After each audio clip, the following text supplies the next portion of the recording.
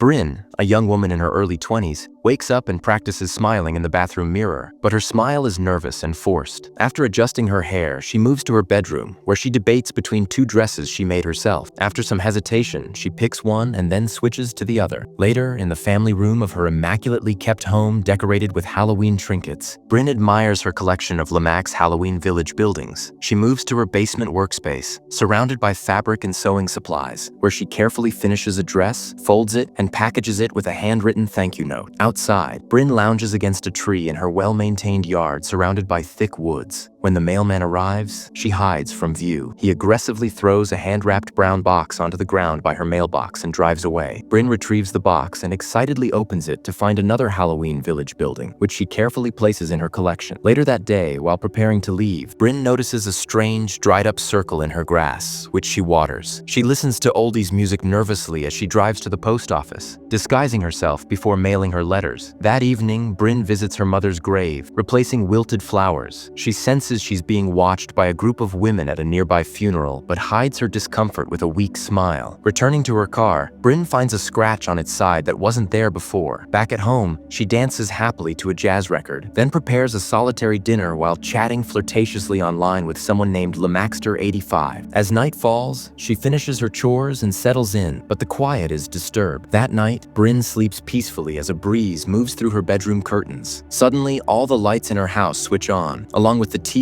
and record player, but only briefly before going dark again. She remains unaware as strange noises start downstairs, a door handle rattling, footsteps without shoes, and the fridge opening and closing repeatedly. Bryn awakens slightly but tries to stay calm. When she hears a door creak open and slam shut, she grabs a curling iron for protection. Moving cautiously through the upstairs hallway, she peers down the stairs and catches a glimpse of a strange, non-human figure with a bulbous head moving through her home. Terrified, Bryn retreats back to her bedroom and hides under the bed. The alien silently enters, examines the bed, and eventually hops out the window, calling out with disturbing noises before disappearing into the night. Breathing heavily, Bryn closes and locks her window. Clutching the curling iron tightly, she ventures downstairs and locks the front door, only for the lights, TV, and record player to violently turn on again. She rips the plugs, frantically trying to restore silence. Suddenly, two gray legs appear at the top of the stairs, motionless and watching. Bryn notices the tiny lights in her Halloween village flickering oddly, then hears a shadow move upstairs. She unplugs the village's power, plunging the house into darkness. Bryn moves cautiously into the kitchen, pressing her body against the wall. She grabs the landline phone, but when she lifts the receiver, a piercing screech erupts, triggering chaos in the house. Lights flicker violently, the TV and record player turn on despite being unplugged, and the refrigerator door slams repeatedly. The sliding glass doors fog up as the shadow at the stairs moves closer. Bryn tries to escape through the sliding door but burns her hand on the handle and retreats. She hides beside the fridge, making herself as small as possible as the noise subsides. Suddenly, a small alien hand reaches from the darkness and places the phone back on the receiver. Bryn locks eyes with the alien's black eyes reflected in the glass. The refrigerator door slowly opens, revealing the alien's toes peeking out from behind it. Bryn strikes first, knocking the alien back as it watches her flee. She rushes to the front door, which explodes off its hinges, knocking her down and destroying her Halloween village. Bloodied and shaken, she is dragged backward by an unseen force. Using a broken piece of a village house, Bryn stabs the alien in the head. The alien falls motionless, its body slumping onto the floor. Bryn remains frozen, processing the silence and stillness that follow. The next morning, Bryn remains motionless on the floor, shivering from cold and shock. The alien's dead body lies in the middle of the family room, its head pierced by the shattered miniature house. Bryn gingerly gets to her feet and inspects the corpse, her hands trembling as she touches the dried blood. She notices the broken front door lying across the room and the scattered remains of her Halloween village. Overwhelmed, she sighs deeply and moves to the kitchen. There, she stares nervously at the phone and tries to call 911, but there is no dial tone. She checks the cord and tries repeatedly, but the phone remains dead. Bryn opens her laptop, but it won't turn on. Power is out throughout the house. She tests light switches in multiple rooms, finding nothing working. Even the freezer is thawed, and the sewing machine is fried. Desperate, she searches the basement for a backup phone, but only finds a dead flip phone and broken glass. Returning upstairs, she packs the sheets that were disturbed by the alien into a trash bag, keeping it as evidence. She attempts to barricade the broken front door with a couch and pieces of the shattered door, but knows it's only a temporary solution. Outside, she checks the fuse box but finds no way to restore power. Her car won't unlock or start. Bryn retrieves her bicycle from the shed and prepares to leave. She cleans and bandages the cut on her foot, then puts on hiking boots to protect it. After struggling with outfit choices, she dresses and cautiously blocks part of the front door with the couch and cushions. Outside, she hears a noise from the woods but sees nothing. She mounts her bike and rides determinedly down the road, passing through the quiet, unwelcoming town. Bryn arrives at the police station, nervous and shaking, and enters. Inside, she encounters Mrs. Collins and the police chief. Both appear hostile, especially Mrs. Collins, who spits in Bryn's face before leaving. The police chief follows, refusing to apologize. The officers silently return to their duties, leaving Bryn humiliated and isolated. Outside, Bryn breaks down crying but regains her composure. Two officers watch her but show no interest in helping. Bryn notices a bus passing by and decides it's her chance to escape. Bryn buys a bus ticket to Tulsa and hurriedly enters the station. She grabs a baseball hat, sunglasses, and energy drinks, all while feeling watched by a man who follows her closely. At the checkout, a teenage cashier recognizes Bryn but stays quiet as Bryn hurriedly purchases her items. Outside, the mailman from before trails her with an unsettling, off-kilter gait. On the bus, Bryn tries to stay calm, but the mailman moves closer behind her, breathing unnervingly. When he grabs her elbow and makes strange guttural noises, she pushes him away. He then begins crawling across the seats toward her, causing panic among passengers. Bryn flees the bus as it makes an unexpected stop, sprinting away from the mailman, who eventually leaves. Out of breath, she looks back to find no sign of him but knows her troubles are far from over. Bryn slows down on the street, catching her breath as she looks back for any sign of the mailman but sees none. She notices a clothing store closing early and the sun setting rapidly. Panic sets in as she realizes the danger of being outside alone at night. She hurriedly rides her bike home, taking another energy shot to keep going. Along the roadside, she spots another strange burned circle in the grass. Something large moves quickly in the nearby woods, but she sees nothing. Arriving at an old church, Bryn tries to enter but finds the door locked. She peers inside to see missing person flyers and an empty parking lot. Lightning and strange storm clouds approach, unsettling her. In desperation, she throws rocks to break into the church, setting off a loud alarm. She covers her ears and runs as the storm clouds draw closer, forcing her to flee back toward her home. Bryn rushes home as the ominous storm clouds close in. She checks her watch. It's nearly sunset and time is running out. Approaching her house, she sees the couch barricade still blocking the broken front door and takes a moment of relief. Inside, the stench of decay hits her. The alien's corpse remains under a blanket, now covered with flies. The urgency returns as another rumble of thunder echoes outside. Bryn begins to formulate a plan. She empties her shed, gathering tools like a lawnmower, leaf blower, generator, ladder, and hammer. After some thought, she decides to work on the lawnmower's gas tank. She secures the house by popping the car doors open just a crack, removes all fuses from the fuse box, and later disposes of them in the garbage. Bryn wraps a scarf around her face to protect herself and lights scented candles inside. Pieces of the broken front door are scattered throughout the rooms to create barricades. She tests the stove's flame, boils water in pots, and runs the shower to generate steam, preparing for the confrontation ahead. Suddenly, a blinding white light blasts through the front door, accompanied by a loud droning noise. Bryn dives for cover as the intense beam melts the plastic wrap sealing the door. Everything caught in the light, her couch barricade and the alien corpse, lifts into the air. The couch crashes to the floor and the alien begins moving, pulled out of the house by the light. The light disappears as quickly as it appeared, leaving the house dark and silent again. Bryn stays still, cautious and fearful. Suddenly, the rocking chair in the room moves on its own. A long-limbed, smaller alien arm reaches out from behind it, followed by a gravelly voice. Bryn watches carefully as the creature seems distracted. She uses the moment to slip into the basement and lock the door behind her. In the basement, Bryn crouches in darkness, clutching a box cutter. She hears the alien pounding on the storm doors, which begin to bend under pressure before snapping. Light floods the basement as the doors break open, revealing the alien entering. Bryn hides under a table, watching as the creature investigates the room without noticing her. The alien approaches slowly, locking eyes with Bryn in the dim light. It trembles and opens its mouth as if about to vomit. Bryn raises the pipe she has for distraction, tossing it across the room. The alien's attention follows the pipe, giving Bryn a chance to climb the stairs and escape through the basement door just before the pipe crashes into the wall behind her. Bryn stumbles into the hallway, slamming the door shut behind her. Suddenly,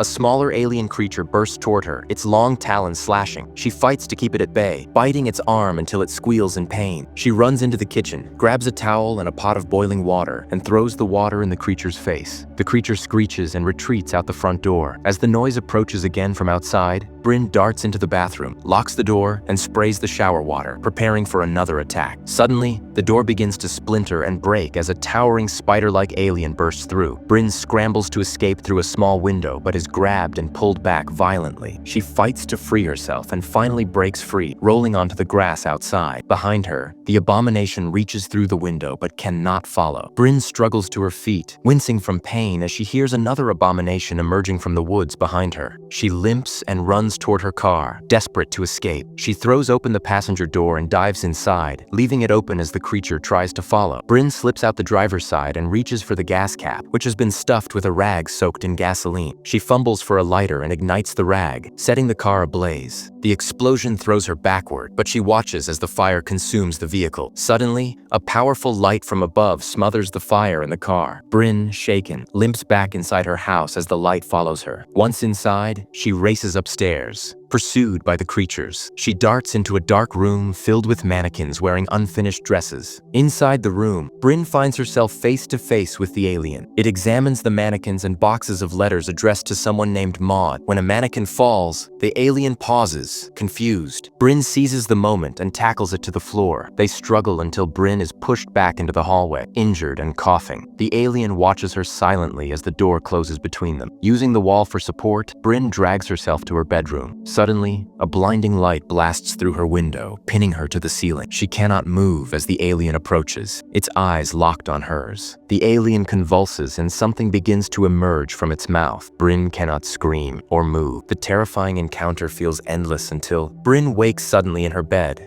gasping for air. The nightmare fades, and she realizes she is alone and unharmed. The morning light filters through her window, birds chirp outside, and her back is dry with no wounds. She sits dazed, then hears a pleasant humming downstairs. Cautiously, she walks through the house to the kitchen. There, she sees a woman cooking and humming, wearing the dress Bryn had been making. The woman smiles warmly at Bryn. Overwhelmed, Bryn breaks into tears, but eventually embraces the woman, who she recognizes as Maud. Bryn notices changes around the house.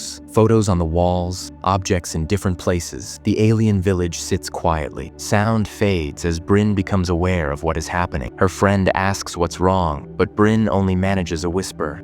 I'm sorry. Then she forces her hand down her throat. Bryn violently forces her hand down her throat, pulling out a living parasite. Maud screams and rushes toward her, but it is too late. Bryn collapses on the family room floor, spitting out the creature. It screeches and panics before she crushes it beneath her hand. Shaking with rage, Bryn stands and grabs a wooden chunk from the broken door. She stalks through her house until she finds another alien. She strikes it repeatedly, beating it down as flames erupt from the stove, engulfing part of the kitchen. The alien cries out in pain, but Bryn continues until it falls. Exhausted and injured, Bryn turns and meets her own reflection, or a version of herself. This doppelganger holds the basement pipe lodged in Bryn's stomach. The two lock eyes, and the doppelganger stabs Bryn again, causing her to cough blood. Bryn stumbles backward, clutching her wounded stomach as the doppelganger follows her step for step. There is no anger in its eyes, only a cold, indifferent curiosity. Gathering what strength she has left, Bryn drives a box cutter into the doppelganger's neck. The creature gasps and staggers, dropping the pipe. Despite its pain, it reaches out to Bryn not with hostility, but for help. Bryn catches it in her arms as it weakens, stroking its hair while it breathes its last. Around them, the house burns, smoke filling the rooms. Bryn weeps quietly, holding the dying doppelganger close. Outside, a powerful light descends, extinguishing the flames instantly before vanishing into the night. Bryn, battered and bloodied, begins to shuffle down the road, determined to survive. Bryn moves down the dark road, gripping her wounded stomach. The burning house fades behind her as a bright, pulsing light flashes above, extinguishing the flames. The light scans the area ahead, freezing a passing driver in place. The driver's mouth hangs open in shock, but Bryn ignores him and continues walking. Ahead, a gray alien approaches. Bryn growls like a wild animal, blood dripping from her wounds. The alien reaches out, touching her forehead, and the fight drains from her instantly. Her eyes roll back as she collapses, unconscious. Years earlier, two 12-year-old girls, Bryn and Maud, enter the woods together. Later, Bryn returns alone, blood staining her clothes. At home, Bryn's mother reacts with alarm. Outside, The mother cries as Bryn is taken away in a squad car, the blue lights flashing. In court, Mrs. Collins and the police chief watch as Bryn is sentenced. She's taken to juvenile detention, where she eats, sleeps, and reads books. Therapy sessions follow, helping her process her trauma. Bryn writes a letter addressed to Maud. Eventually, she attends her mother's funeral under guard. Released from detention, Bryn returns to a neglected home filled with undelivered letters to Maud. She walks down the town's main street, greeted with hostility. Back home, Bryn cleans and restores her house, rebuilding her Lomax village piece by piece. Years later, Bryn stands in the middle of the town's newly renovated main street. Christmas lights twinkle overhead as she sways to a waltz playing on a record player. Around her, townspeople, including the mailman, the teenage cashier, and the women from the funeral, watch and begin to join her dance. They move awkwardly at first, but gradually grow more comfortable. Bryn smiles genuinely, surrounded by a newfound community. The music continues as she dances, no longer alone. The day ends peacefully, a rare moment of happiness in a long, difficult journey.